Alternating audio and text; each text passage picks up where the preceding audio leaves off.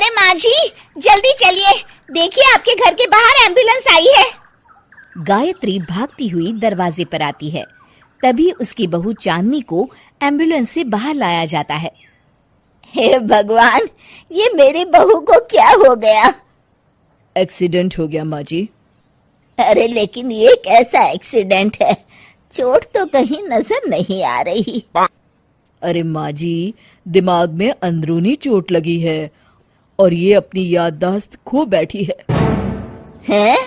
मेरी बहू याददाश्त खो बैठी है, अब क्या होगा? अब फिक्र मत करिए, बस इनका अच्छे तरीके से ख्याल रखिए। मैंने दवाइयाँ दे दी हैं, अब मैं चलता हूँ। अगले दिन। अब तेरी तबीयत कैसी है बहू? बहू? किसकी बहू? हम भैरवगढ़ की ठाकुर विक्रम सिंह की बेटी रूपवती हैं। हम एक राजकुमारी हैं और तुम हमारी दासी हो बुढ़िया। अरे बेटा विशाल, बहू कैसी बहकी बातें कर रही है। अरे कुछ मत पूछो माँ, रात को मुझसे अपने पैर दबा रही थी। सर पर चोट लगने की वजह से इसका दिमाग पूरी तरह खराब हो गया है और ये अपने आप को राजकुमारी समझ रही है। तभी वहां चांदनी आ जाती है। तुम दोनों यहाँ क्या खुसुर फुसुर कर रहे हो? कहीं तुम दोनों मिलकर हमारे खिलाफ कोई षड्यंत्र तो नहीं रच रहे हो? हम तुम्हारा सर तलवार से उड़वा देंगे, समझे? अरे नहीं नहीं राजकुमारी जी, हम तो आपके सेवक हैं।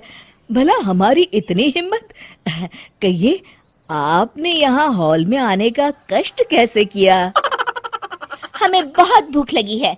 ए दासी, जल्दी से हमारे लिए भोजन का प्रबंध करो। आज हम शाही कबाब खाएंगे। विशाल अपनी माँ को चांदनी की बात मानने के लिए इशारा करता है। ठीक है राजकुमारी जी, मैं अभी आपके लिए भोजन लेकर आती हूँ। इस तरह विशाल और उसकी माँ ना चाहते हुए भी चांदनी की जी हजूरी में लगे रहते हैं। लाओ माँ, जल्दी से मेरा टिफिन दो, मुझे देर हो रही है। अरे ठहर जा, जरा दम तो लेने दे मुझे। सारे घर का काम मुझे अकेली को करना पड़ता है।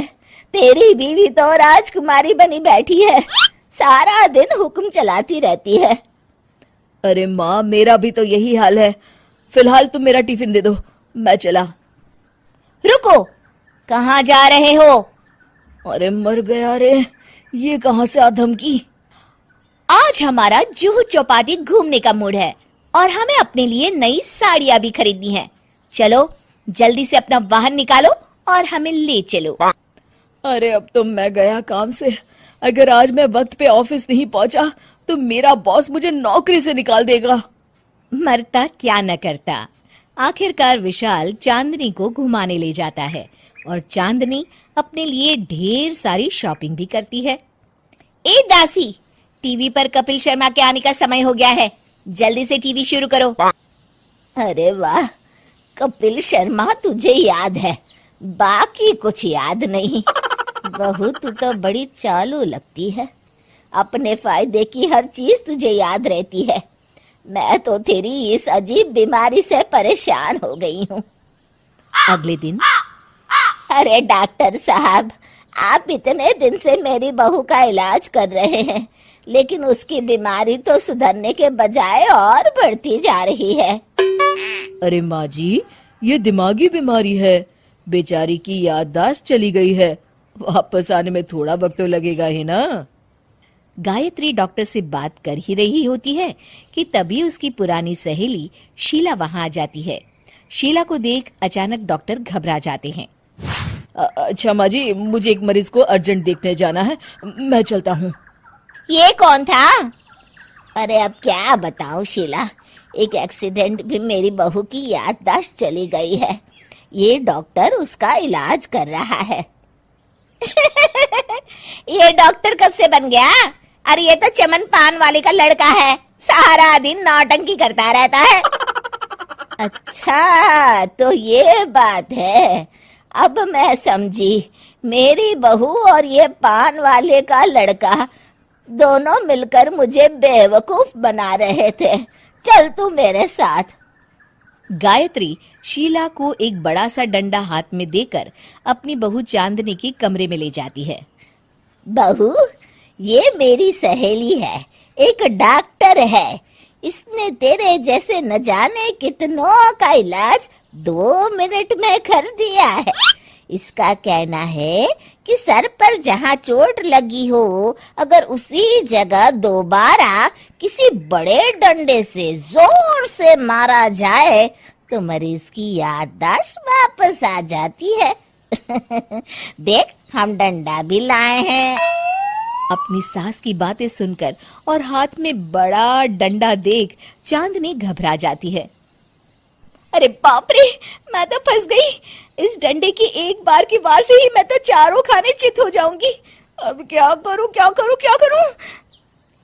लेकिन गायत्री, डंडा सर पर ठीक उसी जगह लगना चाहिए जहां चोट लगी है।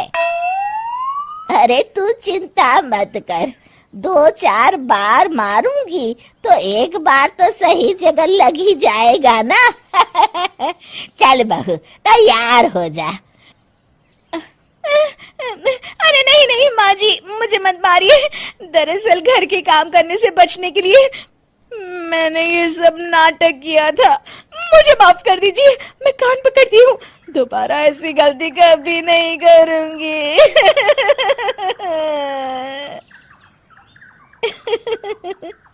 क्यों दोस्तों, कहानी कैसी लगी हमें जरूर बताइएगा।